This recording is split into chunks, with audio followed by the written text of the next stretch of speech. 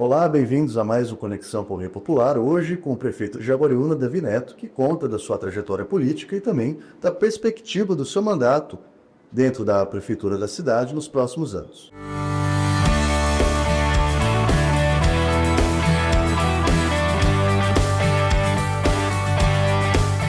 Então, prefeito, o senhor é natural de que cidade? Sou de São Paulo. São Paulo. São Paulo. E a família veio para Jaguariúna? Eu com 7 meses. Eu falo que Jaguariúna é uma cidade da indústria, uma cidade de oportunidades. Muitas pessoas nasceram lá, mas muitas pessoas foram por causa de trabalho. E foi o que aconteceu com meu pai. Trabalhava na Antártica desde jovem e ele veio fazer a instalação da empresa em 1992. Eu tinha 7 meses apenas e a minha história, falou que a Antártica faz parte da minha história com Jaguariúna. Fui para lá. Cresci em Jaguariúna. No ano 2000, teve um pouco antes a fusão Antártica com a Brahma e o Ambev. E nisso voltamos para São Paulo.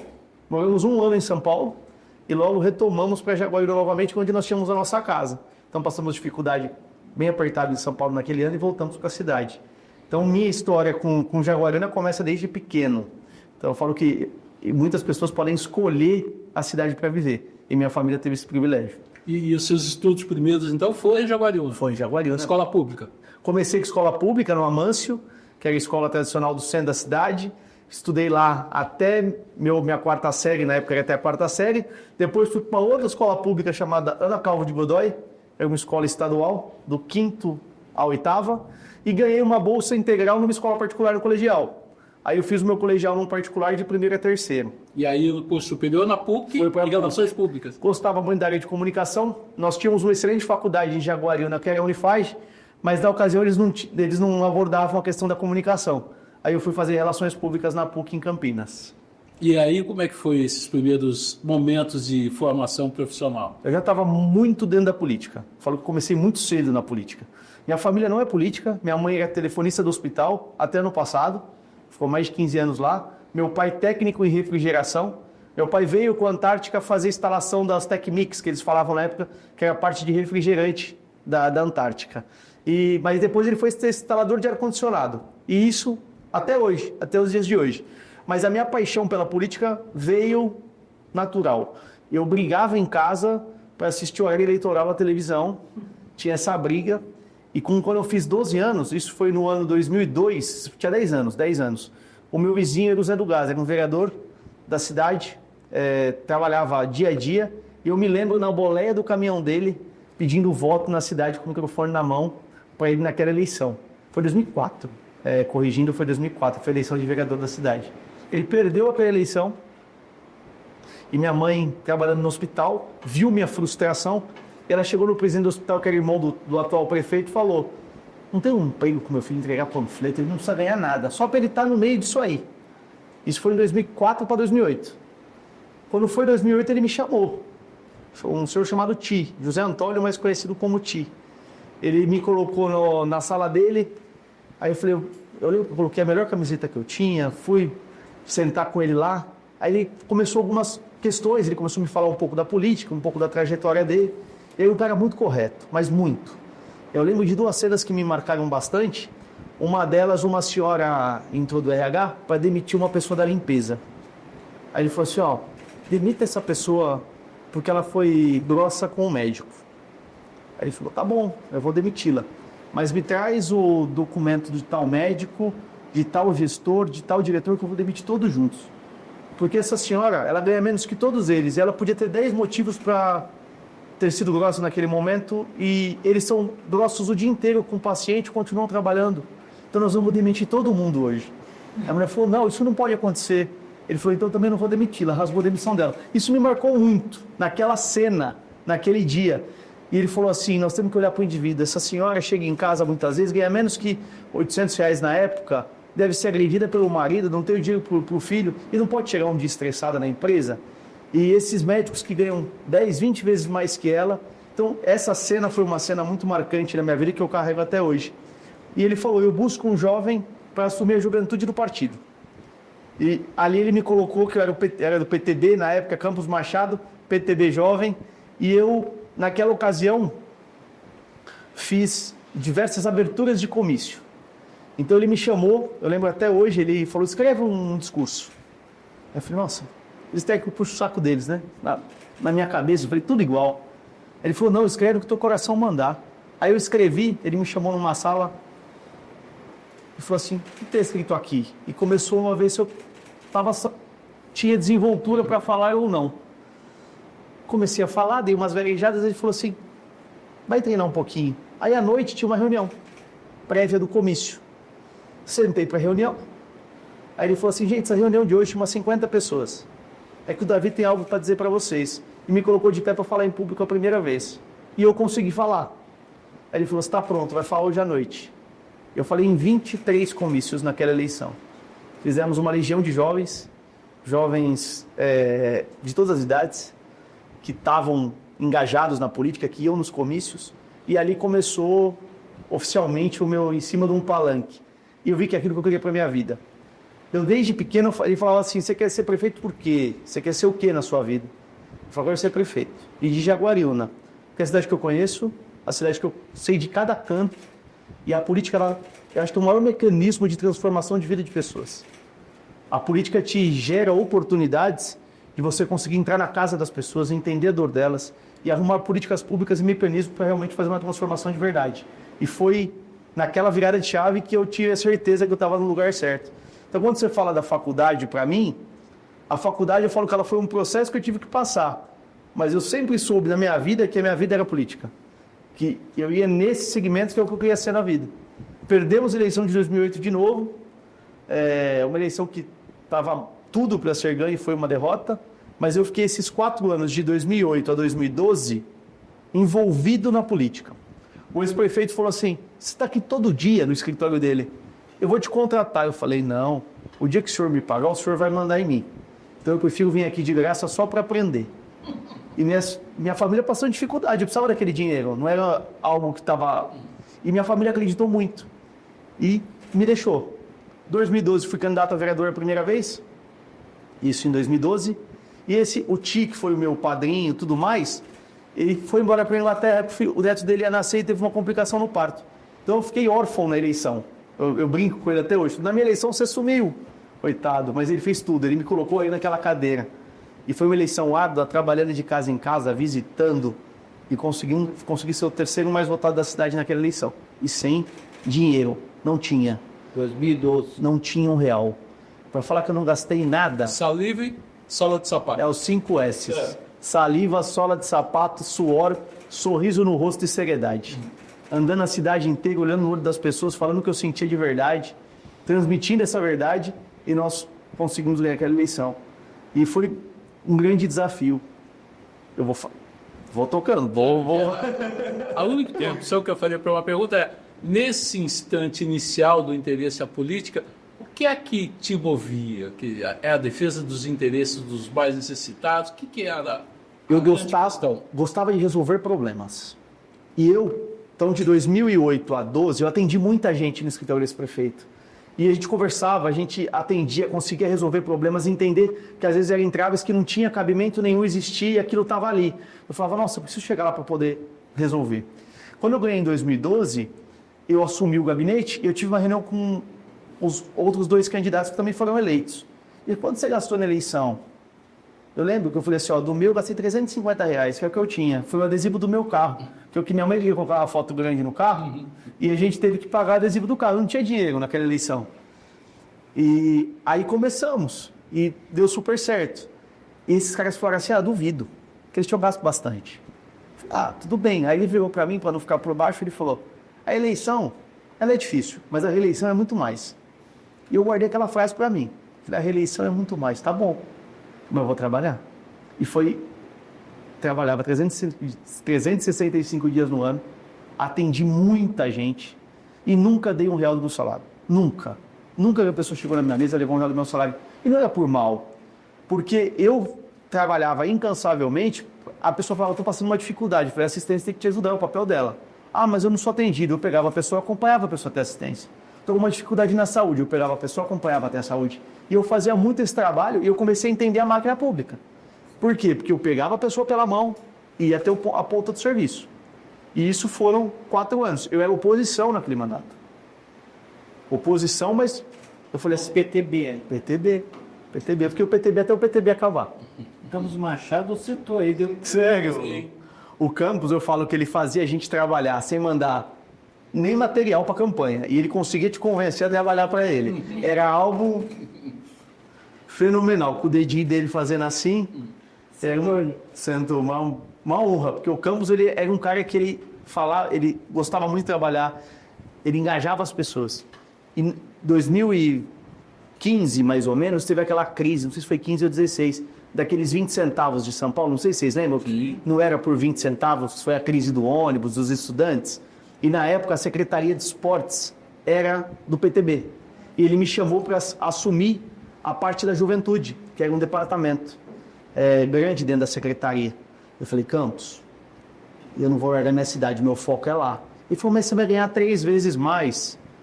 Eu falei, é lá que eu vou ficar. Ele falou, estou te dando uma Ferrari em troca do seu Del Rey. Eu falei, o Del Rey eu sei pilotar. E eu lembro, isso marcou bastante, porque ele queria muito que eu fosse para São Paulo e eu continuei na cidade. Isso aí é uma característica sua, nós vamos chegar lá. Na eleição de prefeito, eu tenho uma pergunta sobre isso. Vamos chegar lá. Agora, dessa de vereador, o senhor ainda é muito jovem, mas lá era mais jovem. Tinha 20 anos. Como é que é chegar numa Câmara, que é o colegiado, que tem muitos interesses envolvidos? Foi difícil? Foi um choque? Eu já frequentava a Câmara. Nesses 4 anos, dos meus 16 aos 20, eu era assíduo na primeira fila da Câmara. Então eu conhecia um pouco o bastidor. Era o chato. Não, pensa. Era aquela pessoa que ficava no pé. Mas eu já conhecia muito a estrutura da Câmara Municipal. É lógico, quando você assume, as dificuldades são outras, as realidades são outras, as entranhas são outras. Mas o Tique foi o meu grande professor nesse processo, ele sempre me preparou muito. E como o irmão dele tinha sido prefeito muitos mandatos, ele sempre falava... Quem é o irmão dele? O Tarcísio. Tá. Foi prefeito com o Laércio, né? Tinha essa alternância. Isso, alternou com o Laércio. E o Ti falava para mim, ele falava, Davi, saiba ler as pessoas. Ele falava, aquele ali, não vou citar nomes aqui por não ser indelicado, mas ele falava, tudo que ele falar, você divide na metade e pega 10%, porque o resto é mentira. Aquele outro gosta de cantar vantagem. Naquele ali, você chega e mostra para ele a importância dele, porque ele é muito vaidoso. Então eu sempre tive eu sempre estava um passo na frente, porque ele estava na política há muito tempo. Então ele conhecia cada um. Ele falou, nunca perca a sua essência, nunca pegue o que não é seu, nunca senta numa mesa que você não sinta confortável para você chegar na tua casa, deitar e dormir. O seu travesseiro não tem preço. Olha esse aqui, hein? Ele é um grande professor, foi professor mesmo de matemática há muitos anos, uma pessoa honesta, íntegra, que humilde, simples, uma vida simples, não é uma vida luxuosa, e para mim é uma grande inspiração. Então ele me deu muitas facilidades de saber entrar no meio da grande política e saber me posicionar. Então eu sempre tive esse escudo, sempre falava, esses meus 4 anos foi muito alicerçado.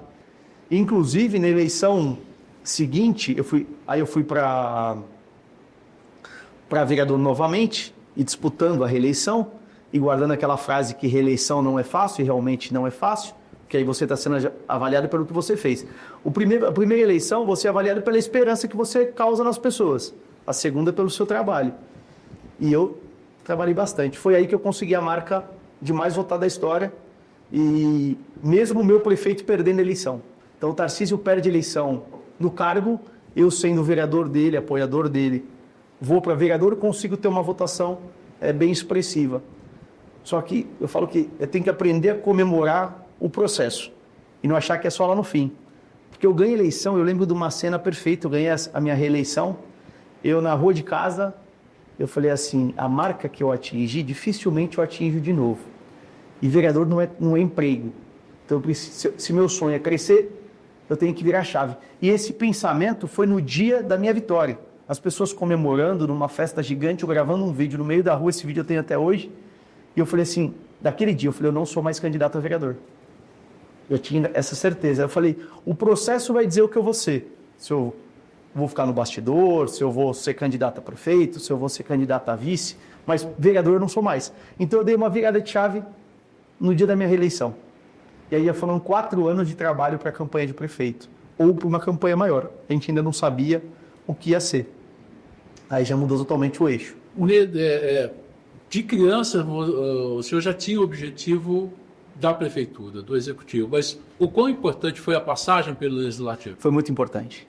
Foi muito importante porque hoje na cadeira de prefeito, eu falo que a gente sentou na cadeira, eu já sabia como funcionava a Câmara, eu fazendo esses atendimentos, indo para a base, tinha muitos problemas cotidianos na cidade, que era problema de processo. Uma licitação para ela circular, os secretários guardavam o processo embaixo da mesa e o processo não andava de pasta em pasta. Era uma burocracia tremenda. Então as pessoas boicotavam o processo, o sistema. Você pegava coisas simples. A farmácia de remédio, ela fechava no almoço. Você ia buscar o remédio na hora do seu almoço, você trabalhava. Então, não tem lógica. É só sair mais cedo, não sair mais tarde. É coisinhas tão simples que a gente chegou já virando chave em alguns processos e a máquina está sendo muito mais célere. Hoje nós colocamos a implantação do sistema que é o SEI, que é um do governo do estado, inclusive, e do governo federal, também trabalhou com o SEI há muito tempo, que acabou a burocracia. Hoje eu acompanho da minha sala, onde o processo está parado. Nós fizemos Jaguariúna sem papel em 3 meses, chamaram a gente de louco. Porque falou, a prefeitura não vai conseguir. Falei, vai. Instalamos em março, foi maio, junho, eu falei assim, a partir de hoje a gente não faz mais um pagamento se não for online. Você mexeu no bolso, todo mundo aprendeu a se mobilizar. As empresas que muitas vezes tinham essa dificuldade, falou, eu preciso receber, para me receber, tenho que fazer. E hoje a prefeitura está 100% informatizada na questão do SEI. Então toda a tramitação de processo hoje, a evolução disso está sendo muito mais ágil.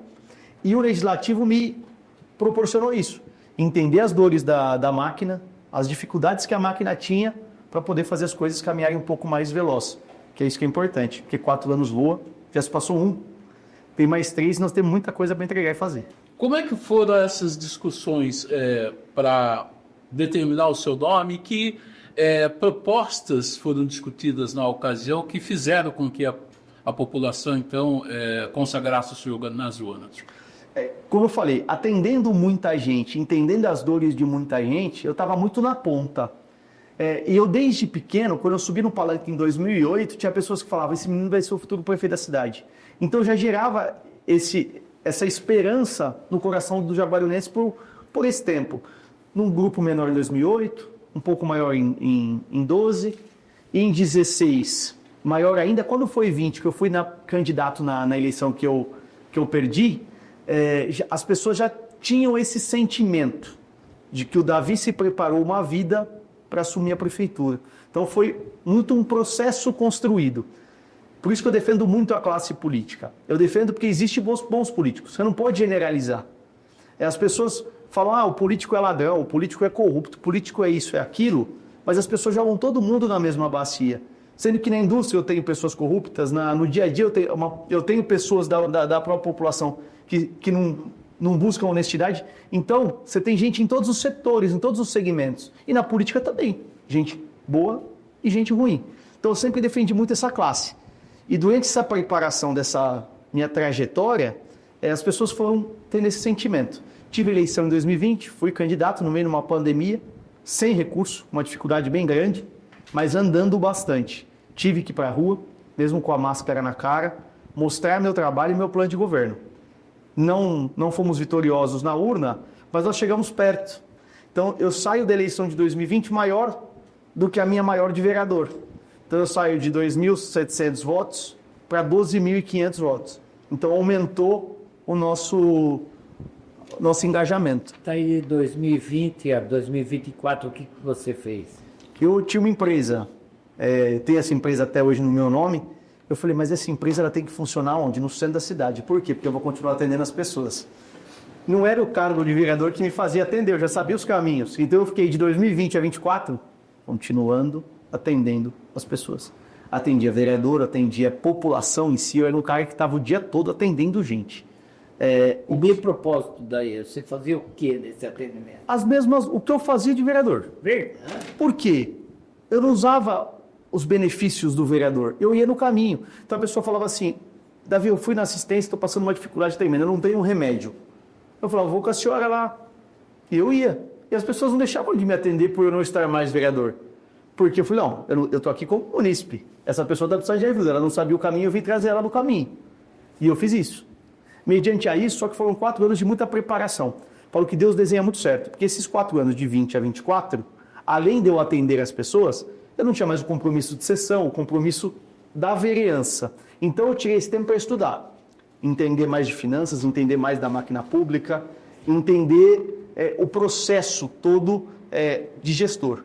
Tive bastante acesso na prefeitura, então eu conversava com o secretário, conversava com diretores, entendia da máquina. Isso, eu falo que eu assumi a eleição em 2024, em outubro. Não parei, fiquei uma semana descansando e na semana seguinte eu estava montando o time. Montando o time, já palpitando no que viria para mim. Então nós fizemos um gabinete de transição. Então meu mandato está completando 1 ano e 1 mês, se eu falar do pós-eleição. Porque em outubro mesmo a gente já começou uma grande análise de tudo. Internamente aí, já com dados, entender o que estava funcionando, o que não estava. Então a minha pergunta, Nathan Banha, é o seguinte. Você já disse que você faladão a oportunidades, aquele primeiro emprego oferecido para você trabalhar na prefeitura, depois lá com o Campos Machado. É verdade que o seu antecessor, você falou para ele que você não aceitava o apoio dele? Não foi. Eu falo que apoio não se nega de ninguém, nunca. Então não teve essa fala explicitamente. Nós fomos rivais em 2020, temos pensamentos distintos, a população mesmo vê isso, mas eu falo que o jogo político é uma coisa, que é o dia a dia da campanha, da disputa, mas não é uma pessoa que eu odeio, não é uma pessoa que eu não tenho, se eu ver na rua vou cumprimentar, vou conversar, vou dialogar. Os propósitos não foram os mesmos em 20, em 2024 foi muito mais ameno, ele entendeu que o processo político estava diferente, eu não tive o apoio dele formalmente, o partido dele mesmo foi um partido isento na eleição, por uma questão dele, mas se ele chegasse naquela eleição e falar, vou te apoiar, não teria problema nenhum. O que não tem é aquele jogo. Para mim, te apoiar, eu quero isso. Aí depende de mim aceitar, e eu não aceitaria. Para mim, te apoiar, eu quero isso, isso, isso. Não, isso eu não aceitaria. Então, o que eu sempre deixei muito claro, tanto para ele quanto para qualquer outro. Tanto para ele quanto para os outros candidatos.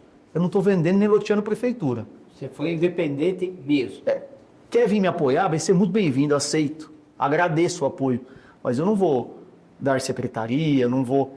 E não é que eu acho errado. Você pega o governo federal, é uma grande tabuleiro. Mas eu, Davi, não estava confortável de fazer qualquer coisa nesse sentido. Eu queria ter pessoas técnicas que eu acreditava que teria que estar na frente de cada pasta para desenvolver o seu trabalho. Esse é o meu desejo desde sempre. Então, hoje, os meus secretários são 100% escolhas minhas. Se eles errarem, a culpa é minha. E se eles acertarem, a culpa também é minha. Então não teve essa fala, a gente fala que é uma fala muito mística, mas os pensamentos são distintos, os caminhos são distintos, mas o respeito existe. Falando de novo da experiência do Legislativo, isso facilita o seu contato hoje com a Câmara? Esse diálogo é só através da liderança ou você se envolve diretamente? Me envolvo diretamente, falo com todos os vereadores diretamente. E só que eu também sou muito aberto, eu não imponho absolutamente nada. A gente apresenta os projetos antes, a gente discute, me coloco muito à disposição deles. Qual que é a dúvida, qual que é a dor? O que será legal para a cidade também não é legal para mim. Então, às vezes, eles vão enxergar coisas que eu não enxerguei, que meu time não enxergou, e isso é fundamental para a gente corrigir o processo. Só que eu também não... Eu sou um pouco mais chato na questão de politicagem. Estão fazendo um movimento para derrubar um projeto porque é de fulano. Isso não tem lógica. É bom para a cidade, votem a favor. Não é bom para a cidade, me aponta que eu sou o primeiro a falar, vamos tirar o projeto. Ele não vai funcionar. Nós estamos agora muito em reunião de diálogos com o Sindicato do Servidor. Então, a primeira vez na história da cidade que quinzenalmente o Sindicato do Servidor senta com o Executivo para discutir pautas de cada segmento, de cada área. E isso está acontecendo contínuo, desde do dissídio que foi em março até agora. Pautas contínuas, porque as lutas são contínuas. E é o que eu faço com a Câmara também. Tem dúvida, sugestão, crítica, sentar na mesa, vamos organizar. Às vezes a gente pode divergir de pensamento, a pessoa vai votar contra, tá tudo bem. Só que se a gente tiver entender que é bom para a cidade e vai fluir bem, é o nosso pensamento.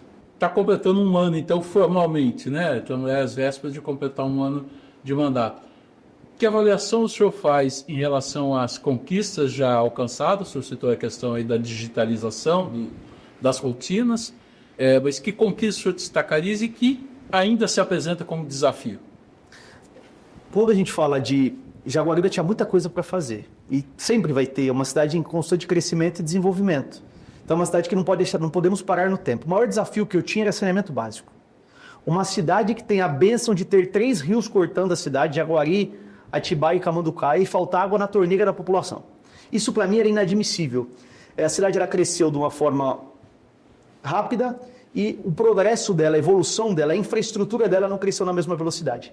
Então eu assumo com esse grande desafio, que é um deles que eu vou deixar separado aqui, e o segundo é que o hospital ele foi administrado na nossa cidade 20 anos por uma mesma associação.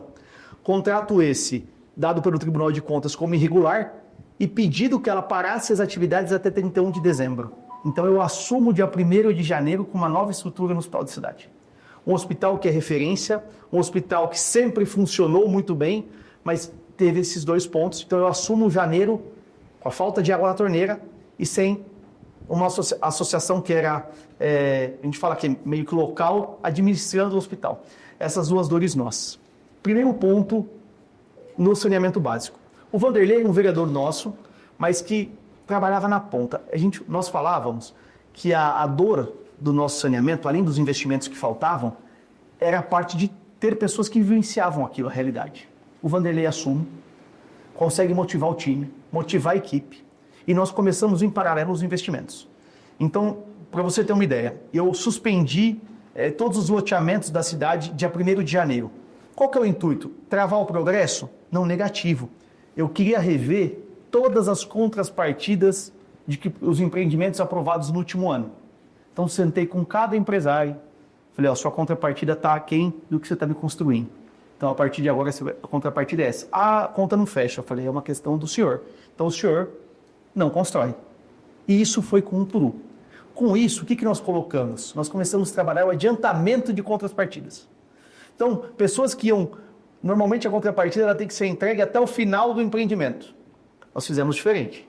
Se você quer fazer seu empreendimento que vai levar 3 anos para a construção, eu preciso que a contrapartida seja feita em 12. Essa é a condição do município hoje. Senão, o seu empreendimento não vai sair. E não é porque é o seu. Nós paramos de achar donos de empreendimento. Foram todos. Todo mundo que sentou na mesa teve que rever o que estava sendo visto, com foco no saneamento básico. Com isso, Jaguariúna a vida inteira tratou água do rio Jaguari. E nós tínhamos um problema, porque eu não consigo fazer manutenção na minha estação, porque se eu parar a cidade, o tratamento por 2 horas, eu desabasteço a minha cidade inteira. Porque eu não tenho reservatório suficiente para a cidade. O que nós fizemos? Conseguimos adiantar uma contrapartida e iniciar a obra do tratamento do rio Camanducaia. Então nós vamos ter agora 2 rios tratando água e eu consigo fazer esse equilíbrio da própria manutenção.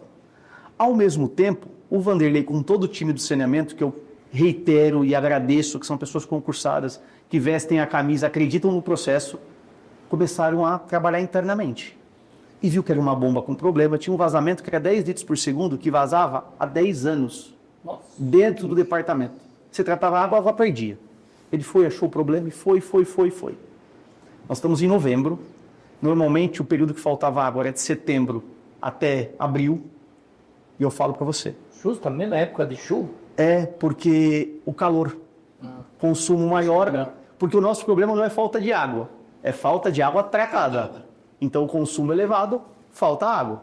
No inverno, frio, as pessoas consomem menos água. Então, o Vanderlei começou esse trabalho internamente. E nós estamos em novembro. Eu não comemoro vitória antes da hora, porque ainda as obras não estão concretizadas no sentido de prontas e entregues, mas nós não tivemos falta de água em nenhum momento. Eu tive 2 pontos que foram num bairro específico, que foi uma tubulação que rompeu, mas não foi a falta d'água tratada. Então isso para mim, fiquei muito contente, e ao mesmo tempo nós estamos com entregas. Então agora eu estou com 2 reservatórios de mais de 1.200.000 metros cúbicos de água sendo entregues em pontos importantíssimos para abastecer a cidade. Essa nova estação, entregue entre março e abril, eu entrego ela. Então já vamos tratar mais 50 litros por segundo nela. E eu estou com mais de 100 milhões de investimento para fazer uma nova estação na beira do rio. Eu termino o primeiro mandato de prefeito com o dobro de capacidade para tratamento de água de Jaguariúna. Então essa missão ela vai ser entregue com obras concretizadas e não vai ser promessa para uma reeleição, por exemplo. As pessoas vão ver na prática que o problema da água foi resolvido. Isso é um compromisso nosso. Bacia Jaguari também, né? Que está revitalizando mananciais ali do Atibaia. Estão fazendo Atibaia. Instalação dos biodigestores também esse ano com parceiros ali. Né? Isso, mas o Atibaia hoje a gente não capta água. O Atibaia seria para uma terceira etapa da cidade, vamos dizer assim, que seria para o desenvolvimento da região do Tanquinho, por exemplo, poderia ser uma captação do Atibaia. Mas hoje o Atibaia a gente não tem nem outorga para poder fazer a captação dele.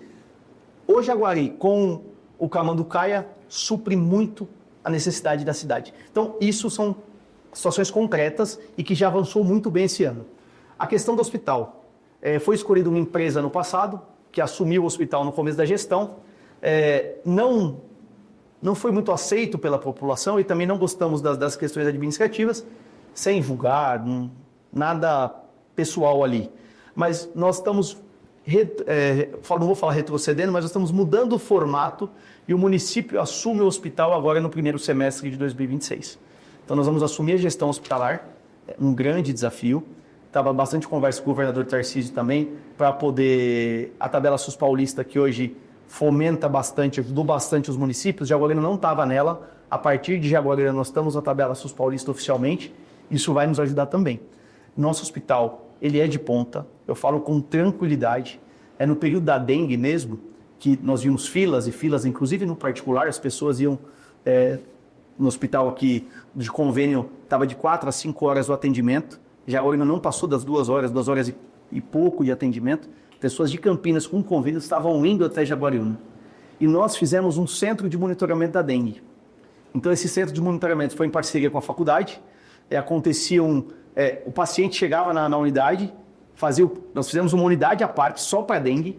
Então, aí coletava os exames, fazia hidratação. E essa central de monitoramento fazia ligações para os pacientes para saber como ele estava evoluindo. Sua evolução não está legal. Procure imediatamente tal lugar. Então a pessoa ia no lugar que não tinha fila. Então nós começamos a organizar isso e funcionou muito bem. Conseguimos mitigar bastante a questão da dengue, que foi grande. Com essas chuvas todas, me preocupa bastante também esse ano. Nosso time já está preparado para poder realmente dar uma resposta positiva para o próximo ano. Outro ponto, abertura da nova escola. Reabrimos o Amâncio, que era tradicional. Tinha um problema com salas de aula mais cheias. Essa escola deu uma desafogada. O Amâncio era onde a prefeitura? Onde era a prefeitura no passado. Ela foi reaberta e isso também vai ser um grande avanço. E o que nós fizemos primordial? O governo nenhum trabalha sem projeto. Se você for no ministério, se você for numa secretaria, fala, tem projeto? Não tem, ninguém tem projeto. E nós tínhamos nosso banco de projetos zerados. Eu passei o primeiro semestre inteiro desenvolvendo projetos. Então agora já foi licitado um novo contraturno escolar do município, já com inauguração para o primeiro semestre do ano que vem. Já nós vamos lançar uma escola piloto, que é a saúde na escola. O que é a saúde na escola? Não é o dentista passar lá uma vez ou outra. Eu estou construindo o consultório médico dentro da escola. Parede. Por quê? Vai ter uma extensão da UBS. Toda criança de Jaguariúna vai ter o acompanhamento que ele tinha na UBS dentro da unidade escolar. Por 2 motivos. Era no passado assim. Antigamente era. E o que funciona muito bem? A mãe muitas vezes trabalha o dia todo, uma mãe solo. Se ela chegar e falar que vai levar o filho num exame de rotina, uma vez ela vai, na segunda vão olhar feio, na terceira vão mandar essa mãe embora. Então nós vamos conseguir fazer esse acompanhamento da saúde dessa criança dentro da unidade escolar. Sem contar controle de vacinação, odontológica, tudo dentro da escola. Então nós estamos fazendo uma escola piloto, já inaugura agora no próximo ano, um projeto desde o começo do ano, e isso vai fomentar. Então ele vai ser uma extensão da UBS. O pediatra que atende na UBS vai atender na unidade escolar, porque o indivíduo é o mesmo. Isso também vai sair agora do papel. Parte de mobilidade urbana. Já finalizamos o projeto agora da duplicação de 2 grandes vias lá, que é a Maranhão e a Pacífico Moneda.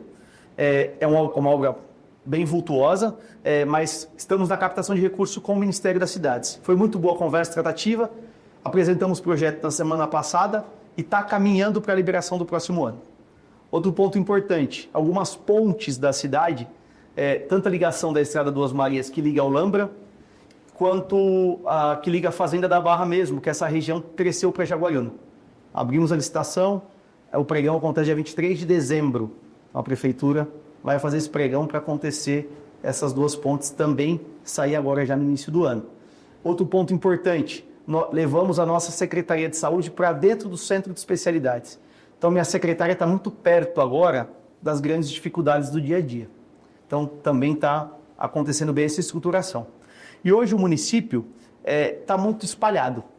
É grande, né, município? Não, foi demolido a prefeitura em 2024. E cada secretaria está atendendo num ponto. E nós já iniciamos a obra agora, esse mês, já iniciou, já pulmou tudo lá. E nós estamos fazendo na área central, vai ser um grande atendimento ao público. E em cima, a casa do servidor. Então nós vamos trazer tudo de volta ao centro. O centro da cidade perdeu muito com isso. O movimento do centro sumiu, as pessoas estão bem preocupadas. E então nós estamos fazendo essa construção. Uma construção de 15 meses, previsão de entrega entre dezembro e janeiro dezembro de 26, janeiro de 27. O que é interessante? Dinheiro de contrapartida. É um empreendimento que estava prestes a ser aprovado, de unidades, uma obra que pode durar de 4 a 6 anos, e nós conseguimos a execução da obra em 15 meses. Então, também vai acontecer no centro da cidade. O que é legal desse centro?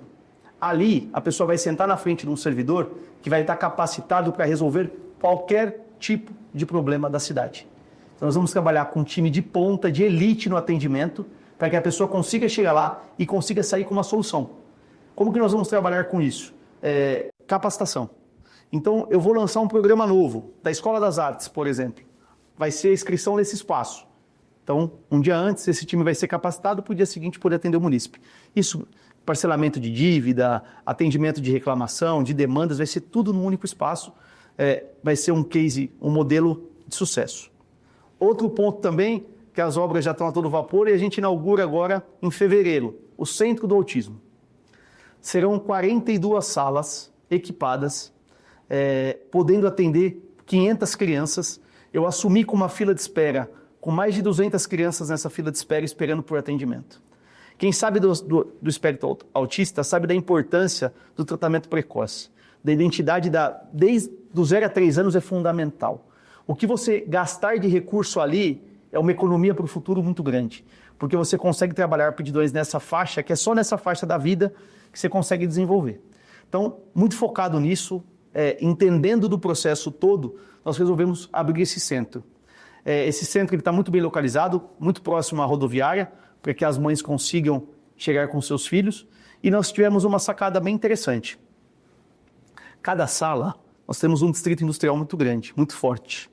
Nós chamamos os comerciantes e as indústrias para colocar o nome delas nas salas. E elas vão ser responsáveis por equipar aquela sala. Então ali eu tive McDonald's, Ambev, Sky, Metrópolis, todas as empresas estão comprando a ideia. É interessante para a empresa poder divulgar seu nome e mostrar que é parceira desse movimento todo. E para o município é importante também entender que essas empresas, que muitas vezes o pai dela trabalha, está investindo nessa causa. Para quem conhece um pouco do espectro autista, nós temos a questão do ABA, que é a questão da criança saber fazer as atividades normais da casa. Arrumar uma cama, o dia a dia mesmo. Nós conseguimos uma empresa chamada Aleia na cidade, que ela faz casas. E nós vamos construir uma casa de verdade, com 2 quartos, sala, cozinha e banheiro, para a criança conseguir fazer a rotina dela dentro dessa casa. Então, nesse espaço também vai ter essa casa mobiliada para ter esse dia a dia dessa criança. É um sonho que nós vamos realizar juntos. A gente sabe a dificuldade das mães, a dor que a mãe tem. Não podemos romantizar simplesmente o autismo. Nós temos que realmente tomar ações e medidas que ajudem essa criança a se desenvolver o mais breve possível. Eu fiz um apanhado geral. Se deixar, eu falo mais. Agora respira, tá calmo. O Jaguariúna é conhecida nacionalmente pelo rodeio. É uma festa que traz recursos realmente para a prefeitura, não? Vamos lá. Vou falar de rodeio. Minha família também não é do mundo do cavalo. Não tive essa tradição familiar. Mas eu, quando criança, eu fui visitar a festa com a escola. Isso me marcou muito na época. E a paixão pela festa sempre existiu. E a gente tinha um orgulho muito grande. A gente lembra quando antigamente as placas do carro tinham o nome da cidade? E a gente ia para São Paulo visitar os familiares, as pessoas buzinavam e falavam a cidade do rodeio. A cidade do rodeio. Quando a gente viaja, vai para Manaus, vai para qualquer canto do país e fala, eu sou de Jaguariúna, a pessoa fala, do rodeio. A cidade do rodeio. E isso é um mote muito forte e muito importante. Para quê? Para a divulgação da cidade. A cidade não é só rodeio. A cidade tem um distrito industrial muito grande, uma população próspera, uma população que faz e acontece, mas o que divulgou o nome da cidade foi o rodeio. Com a reforma tributária que nós vamos ter agora, Jaguariúna é uma cidade que vai sentir um impacto na próxima década. Porque hoje o nosso recurso, ele vem muito de ISS e ICMS, pelo que a gente produz. Só que eu produzo muito mais do que eu consumo. E com a reforma tributária vai se inverter. O governo federal pega todas as receitas e vai mandar para as cidades um percentual do consumo dessas cidades. E isso eu não estou dizendo que vai ser no meu mandato, porque se eu for eleito e reeleito é 8 anos. Esse sentimento é daqui 10. Só que a gente não governa para o nosso mandato, a gente governa por uma vida. Eu tenho 33 anos, daqui 10 anos eu estou com 43, meus filhos crescendo na cidade, eu preciso que a cidade continue próspera. Então, pensando nisso, foi um dos grandes desafios do começo da gestão também.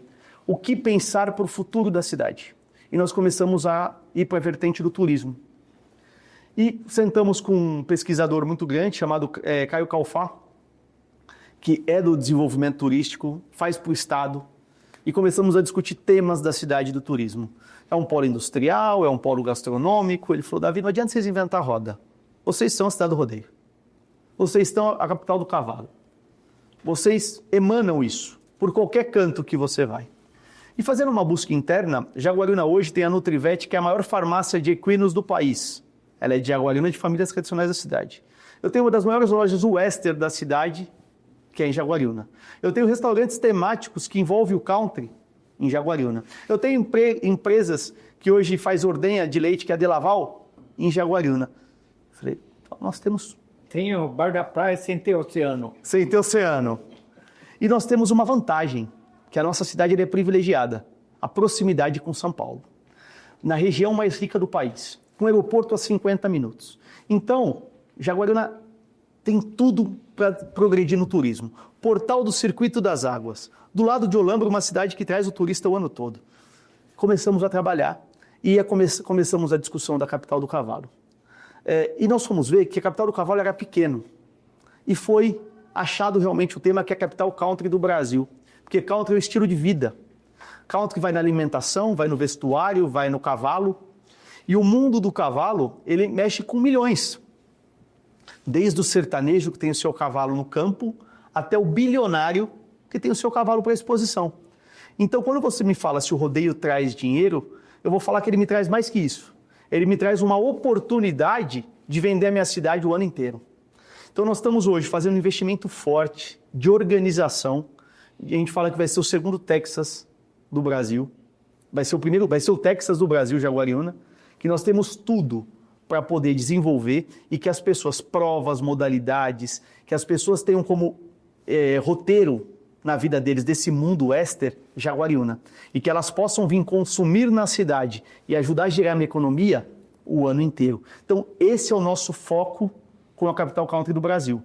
Hoje, onde é a rodoviária ali, central, nós estamos já com um projeto aprovado, com recurso disponível, ela está indo para a rodoviária, então ela vai ter ônibus do Nordeste até Minas Gerais, que é onde cruza a nossa estrada. São 2 anos de obras, as obras iniciam já no ano que vem, licitação também caminhando. E onde é o nosso atual terminal, que é central, ali vai ser uma Vila Western, com diversas lojas, uma arena coberta, para que possa atrair pessoas o ano todo. Hoje desce da Bahia Fumaça 2.000 passageiros aos finais de semana. Esses passageiros, eu falo que o nosso turismo hoje é um turismo de 4 horas. A pessoa desce do trem, almoça e vai embora. Eu preciso reter esse turista na cidade. Então as fazendas são um grande caminho para isso e esse mundo do cavalo também. Quando a gente fala de rodeio, nós tínhamos no passado a montaria em touro com preconceito. Então ela vem forte até 2008, 2009, aí vem a questão dos maus tratos, aí é feita uma adequação das provas, da questão do próprio rodeio e mudou. Se a gente vê hoje, a mídia já voltou a veicular o rodeio com mais força. Por quê? Porque foi colocados os bons tratos, a gente não fala mais de maus tratos, a gente fala de bons tratos.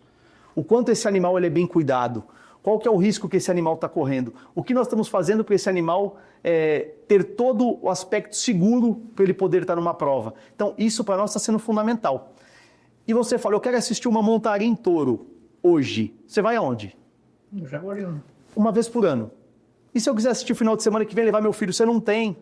Porque os rodeios, eles são muito espaçados. Então hoje ele acontece em Jaguariúna, no mês passado foi lá em Barretos, a 5 horas de distância. No outro mês, lá no Paraná. O que nós estamos desenvolvendo? Nós queremos a montaria em touro como um atrativo todo final de semana. Agora no México, todo fim de semana tem a tourada. Tem- Fim de semana Isso, vai ter o rodeio. na montaria. Como se fosse futebol, ué. Exatamente. Então as pessoas vão ter como destino Jaguariúna e ter a certeza que lá vai estar respirando country o ano todo, vai ter provas o ano todo. Então estamos buscando muitas referências de fora. Fort Worth é uma das cidades no Texas bem fortes para esse segmento e é o que nós estamos planejando e projetando para Jaguariúna. É que eu sou um pouco ansioso, então eu não estou fazendo isso para o último ano, estamos fazendo já. Projeto pronto, vamos licitar em breve, já para sair.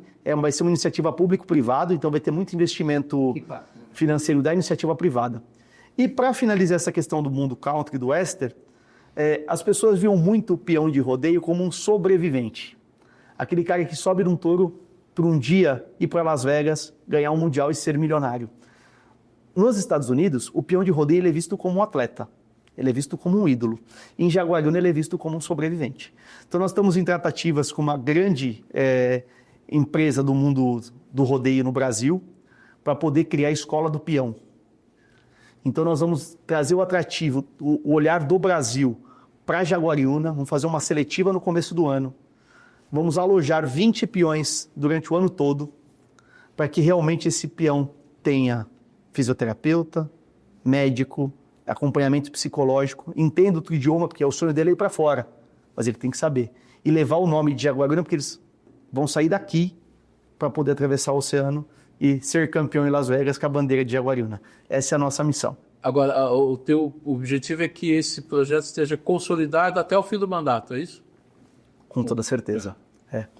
Vamos falar que nós vamos, no primeiro mandato nosso, entregar a cidade já respirando western. Não é um desafio trivial, né? Tem bastante coisa assim. Tem vários desafios, muitos, mas não é fácil. Não é fácil. Mas eu falo que é empenho e boa vontade. Convencer a iniciativa privada de investir, convencer a faculdade de investir, convencer a população a comprar ideia. E quando a gente fala do agro, fala do western, fala desse mundo todo, quando eu falei que a minha paixão veio na infância, veio lá quando eu fui visitar o rodeio. Nós estamos fazendo isso na escola. Então, nós já estamos criando dentro do material escolar que as pessoas começam a estudar e aprender, entender o que é esse mundo, o que isso gera economia, o que é a importância de tratar bem um turista para ele consumir e voltar na sua cidade. Então, eu quero, para você transformar uma cidade, você tem que transformar uma geração. E geração você começa com a criança. Então, nós estamos fazendo esse investimento desde a base para que as pessoas consigam comprar a ideia, vestir a camisa e que essa criança que hoje tem 8, 10 anos, daqui 10 anos ela com 20, ela entenda da importância do turismo para a nossa cidade, como nós aprendemos a importância da indústria. Isso para nós é fundamental. Perfeito. Prefeito, qual é a projeção de orçamento para o ano que vem e quanto isso é investimento e custeio? Vamos lá. Infelizmente, o nosso ICMS, que é um grande faturamento nosso, caiu 13% esse ano. Bastante, né? 13%. Perto da gente que usa muito do ICM, ele é gigante. Qual a razão disso? Faturamento mais baixo. Fui ver, a Motorola sofreu muito no pós-pandemia com o mercado cinza, o mercado de fraudes, vamos dizer assim, sem dizer nomes porque eu não tenho como provar, mas muitas empresas de outros países construindo empresas pequenas no Brasil e trazendo um contrabando do Paraguai sem pagar imposto nos marketplaces. Isso está fazendo a Motorola perder competitividade no mercado e automaticamente diminuir faturamento. Esse é um ponto. Outro ponto, a própria Ambev já soltou comunicados dizendo que o faturamento está abaixo do esperado esse ano, então automaticamente também está reduzindo. Então, quando a gente fala de CMS, nós temos 2 pontos. A alíquota nossa, que é o quanto da fatia do bolo orçamentário do país vem para o município, nós perdemos uma porcentagem disso, e isso sempre é reflexo de 2 anos anterior. Então nós estamos sofrendo o reflexo de 2023 agora, é o que nós estamos sentindo. E parte desse valor, então vamos lá, eu tenho 0,46%, por exemplo, não vou precisar, mas é isso, do bolo orçamentário. O bolo orçamentário é o do ano. Se a economia não está indo bem, o meu pedaço da fatia também é menor. Então, somando esses fatores, eu perdi 13%. E anos... Cai paga ISS. ICMS. A Sky. A Sky ISS, isso, sobre serviço. A Ambev é ICM, a Motorola é ICM, já perdi 13. E a perspectiva para o ano que vem, vou perder mais 13 Uau. em cima do que eu tenho hoje. É bem preocupante, mas o que eu fiz no começo da gestão? Eu travei o caixa. Então, eu não fui aquele prefeito que acha que vai sentar na cadeira e resolver o mundo em 6 meses, achando que vai resolver tudo em curto prazo de tempo. Então, a primeira coisa que eu quis fazer era sentar, travar as torneiras e enxergar o norte. Eu vou fechar o ano no azul. Já sentei com o meu secretário, estamos há um mês para fechar o ano, mesmo com todas as quedas de receita que nós tivemos. Por quê? Porque nós fechamos a torneira. Tem endividamento? Não temos endividamento. Não temos, graças a Deus, a cidade está no azul e eu vou manter a cidade no azul. Ano que vem, continuamos com a torneira fechada, mas buscando o quê? Recursos federais, recursos estaduais, emendas parlamentares, iniciativa privada a todo vapor. Então agora nós começamos a pegar as praças da cidade, por exemplo, que me geram um custo, e as empresas estão adotando as praças, colocando a marca delas e cuidando e zelando. Estamos fazendo. Então nós estamos gerando renda, receita. Quando eu pego as empresas para entrar no centro do autismo e fazer o envelopamento todo com a marca delas, estou exonerando o cofre público. O valor que eu gasto hoje com crianças com espectro autista nas clínicas particulares, eu gastando a mesma coisa, dando a mesma atenção e melhor, com mais estrutura, eu vou atender o dobro de crianças. Então a minha conversa na reunião de secretário é uma só. Dá para se fazer. Sem dinheiro. Dá para fazer. É fechar uma torneira, fechar outra e olhar para processo. Não adianta chegar uma pessoa em mim e falar assim, eu preciso de mais 2 veículos na minha pasta. Eu vou falar, me prova isso. Não tem número. Não tem número, não vai sentar na mesa. Aí nós começamos agora a criar processos dentro da máquina pública. Eu preciso entender que remédio que eu compro, para quem esse remédio vai e por que a constância dele. Ele é necessário, então vai ser comprado. Não, mas isso aqui está sendo feito porque tal médico... Não, mas a Anvisa está aprovando? Não está. Então nós estamos começando a trabalhar o processo administrativo da máquina. Você me fez uma pergunta... O orçamento, quanto custei, quanto sobra para investir? Hoje a maioria custei. Hoje nós temos uma folha relativamente baixa, mas nós temos os terceirizados. Então quando eu coloco tudo isso na ponta do lápis, só saúde e educação leva mais do que 50% do meu orçamento hoje com tranquilidade. Obrigatório. Eu não vou falar assim percentualmente, mas não passa dos 10% nunca de investimento, mas nunca. É lá embaixo. Se chegar aos 5%, para não falar besteira para você aqui, mas é bem reduzido. Nessa questão de desenvolvimento econômico, prefeito, o senhor falou do turismo, que me parece ser um projeto já muito bem discutido e consolidado, mas que outras ações? A gente vê muita movimentação na região sobre a atração de empresas de baixo impacto ambiental, data center, questão do consumo de água e tal, mas tem alguma coisa voltada a isso também, de atração de novas indústrias? Temos sim. 4 data centers já nos procuraram, não podemos ainda revelar por questão de que eles estão buscando áreas da região, estão em tratativas finais para poder fazer construções na cidade, investimento de mais de 100 milhões de reais, investimento bem vultuoso e que Jaguariúna passa a linha de transmissão necessária para eles, porque a grande questão é a energia. Energia elétrica. Então não é todos os pontos... energia. Não é todos os pontos da cidade que eu tenho o volume de energia que eles precisam.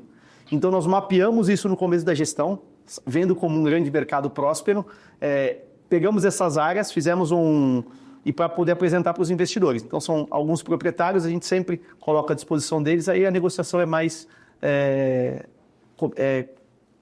privado com privado.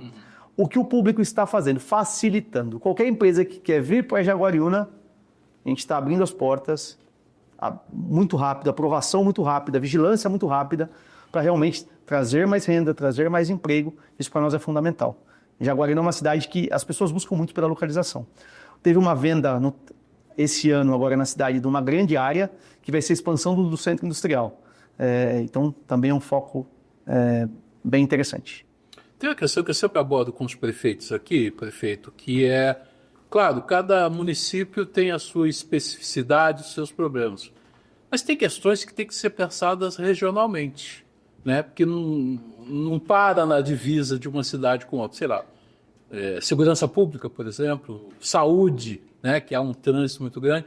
Como é que o senhor vê esse movimento aqui, especificamente da região metropolitana, de Campinas, o diálogo entre os executivos e busca de soluções comuns? Vamos falar desses dois temas, é fundamental, atravessar fronteiras. A dor de Paulínia, às vezes, não é a dor de Jaguariúna, eu consigo ajudá-lo, ele consegue me ajudar. A minha secretária é muito aberta a isso e ela está em todos os comitês regionais possíveis, justamente para troca de serviço, que nem hoje os partos de Pedreira e Olambra é feito em Jaguariúna, porque a minha maternidade é maior. Então eu consigo vender esse serviço para ele. Para ele sai mais barato do que abrir uma maternidade e para mim ajuda no custeio da minha. Hoje eu tenho ressonância e tomógrafo no meu pronto-socorro. Então a mesma coisa, eu consigo atender demandas regionais desde que sejam remuneradas. Por isso que a tabela SUS paulista é fundamental. A nossa briga na região metropolitana de Campinas era que hospitais não tinham tabela SUS. Com a tabela SUS paulista, eu consigo poder ajudar mais a região quanto a região me ajudar. Hoje, por exemplo, nós colocamos na vaga Cross situações que não tinham necessidade de estar ali, porque eu poderia ter condições de fazer, se eu tivesse tabela SUS paulista, no meu próprio município. Então, isso vai ajudar bastante. E com essa troca dos municípios de se ajudar com leito, com vagas de UTI, com questões cirúrgicas, eu sempre bato muito na tecla.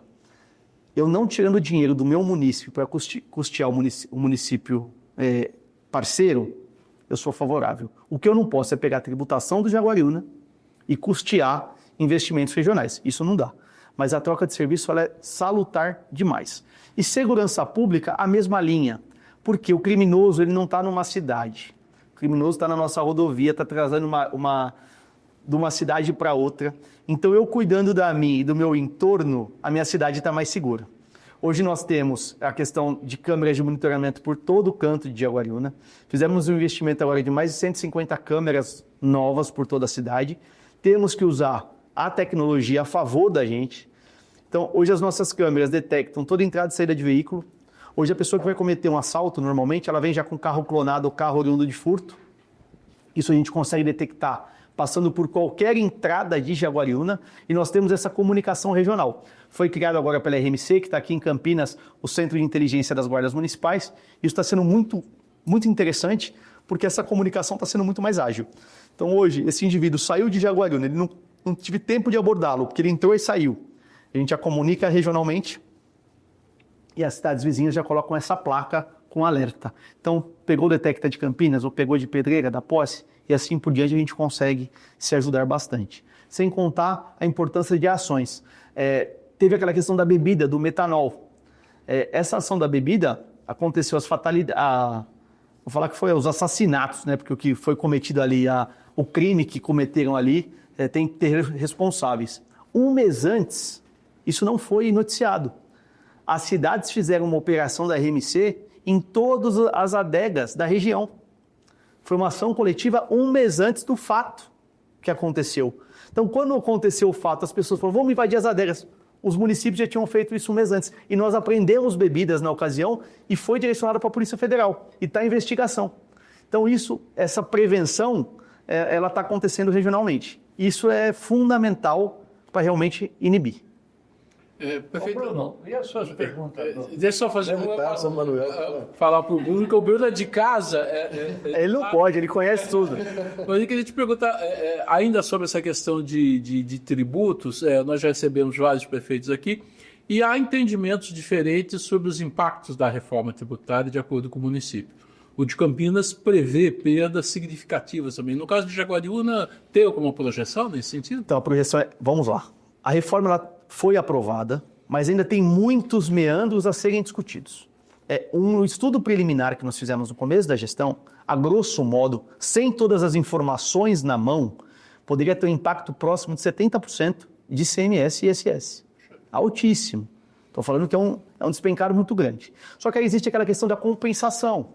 Só que a compensação é de um fundo que ninguém sabe realmente o quanto vai ter de dinheiro nesse fundo e aonde esse fundo vai chegar. Então, esse impacto vai ser daqui 40 anos. Mas é que esse fundo vai conseguir custear o que eu tenho hoje daqui até lá? Eles falam que vai ter uma linha de corte, que o que o município faturar de X anos a X anos é o que vai ser a perspectiva dos próximos 10 anos. Só que ainda está muito cru. Então eu acredito que passando a eleição presidencial ano que vem, que é a pauta do momento presidencial, senador, deputado, 2027 vai ser um ano crucial para os municípios entender realmente como essa reforma vai caminhar. O que nós sabemos é que tem muitas dúvidas E não tem um técnico hoje, um deputado, que consiga te trazer com clareza o ponto a ponto. Então, nós estamos trabalhando com informações que são as públicas, que vocês também têm, e mediante a elas, meu secretário mesmo já está indo em congresso, já está se capacitando na Federação dos Municípios, está buscando informações. Só que ainda está bem obscuro os meandros dessa legislação. Bruno, você que conhece bem os O que eu sei é que nós não vamos ganhar. E no detalhamento aí. Eu tenho duas aflições, assim. A primeira é a rodoviária, né? Não vai perguntar do João Pires? Calma. É porque o João Pires é uma estátua. Agora o munícipe precisa andar na cidade, né? Ah, mas por que tirou o João E Pires? como a cidade ela tem a rodoviária há muitos anos ali no meio, né? Ela já tem essa ligação dos ônibus urbanos, né? Com o Circuito das Águas e o metropolitano, né? Com esse projeto dele ir para a rodovia, tem uma compensação de um terminal da cidade para que... Porque uma pergunta que eu sempre ouço é isso. Não sei, vou fazer uma matéria. O terminal vai ser feito antes. Tá. Ele vai ser feito atrás do Hotel Jaguari, do lado do CEPEP, ali tem um terreno da prefeitura, em frente ao fórum. Sim. Então ali vai ter um terminal urbano e ali sim vai passar também o intermunicipal como Campinas, porque é o fluxo da cidade. É o que a pessoa utiliza no dia a dia. Nós não podemos que essa pessoa seja prejudicada levando a rodoviária para a rodovia. A ideia da rodoviária para a rodovia é aumentar horários de ônibus para cidades mais distantes como São Paulo. Hoje a gente fica refém de 3, 4 horários por dia de Jaguarina, São Paulo. Trazendo essa rodoviária para a rodovia, nós vamos conversar com todas as empresas grandes, mas naquela rodovia passa ônibus para São Paulo a cada 15 minutos. Então, a cada meia hora, a cada 1 hora, nós vamos conseguir aumentar a oferta para a pessoa que vai mais distante. Pega Mogi Mirim, Mogi Guaçu. Tudo. Né? E hoje eu não tenho, por exemplo, ônibus de Jaguariúna, Guaçu. Ou, se eu tenho um horário outro, eu vou conseguir facilitar esse trânsito. Agora, o município internamente e Circuito das Águas, tudo mais, vai ter esse terminal. Terminal pequeno, não é um terminal para ninguém ficar lá, é realmente para chegar no horário de ônibus, o guichê, compra a passagem e vai embora. Inclusive para receber o povo turista. Por quê? Fazendo esse centro que eu estou falando para vocês, eu vou ter uma diminuição de vagas de estacionamento ali. Então nós vamos ter que criar uma forma, um bolsão e trazer pessoas até esse local.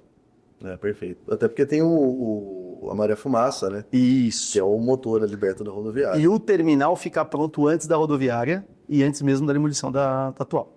E aí o outro tópico é a prefeitura, né? Que eu já ouvi bastante assim, meu Deus, vamos acabar com a história de Jaguariúna, né? A demolição da prefeitura. Eu vi que já tem um projeto, né? Estruturado para o mesmo local onde era. Já está em execução. Já começou a obra. Vai entregar em 15 dias. 15 meses. 15 meses. A prefeitura ali onde o que era, foi demolido. O prédio estava realmente muito condenado internamente. Não era um prédio... Nós tínhamos problemas estruturais, tínhamos problemas de animais nos forros, um problema chovia mais dentro do que fora. Então eu já assumi com o terreno limpo, sem nenhuma construção. Aí começou aquela discussão de levar a prefeitura com 7, 8 andares para o centro da cidade. Aí nós temos um outro problema, que é estacionamento. Não adianta levar 800 colaboradores para a região central e não ter onde parar. O que nós desenhamos então? Um prédio vai ser mais de 2.200 metros aproximadamente, na região central, de 2 andares. O primeiro andar, todo atendimento ao público de todas as secretarias. Então a pessoa não vai ter que ir para lugar algum, a não ser desse prédio resolver o problema dela. Com isso eu vou levar o munícipe para o centro da cidade. E o segundo andar, eu vou ter o quê? A casa do servidor, que é o DESMIT, o Jaguar Prévio, o RH. Por quê? Hoje eu tenho 750, 800 funcionários administrativos que trabalham fechado, que não precisaria ter atendimento ao público. Essa galera, nós vamos levar para outro local. Estamos buscando um local para poder unificar e levar todo mundo.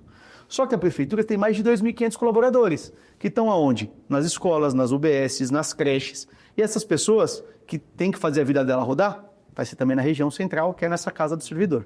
Então é isso que vai ser desenvolvido.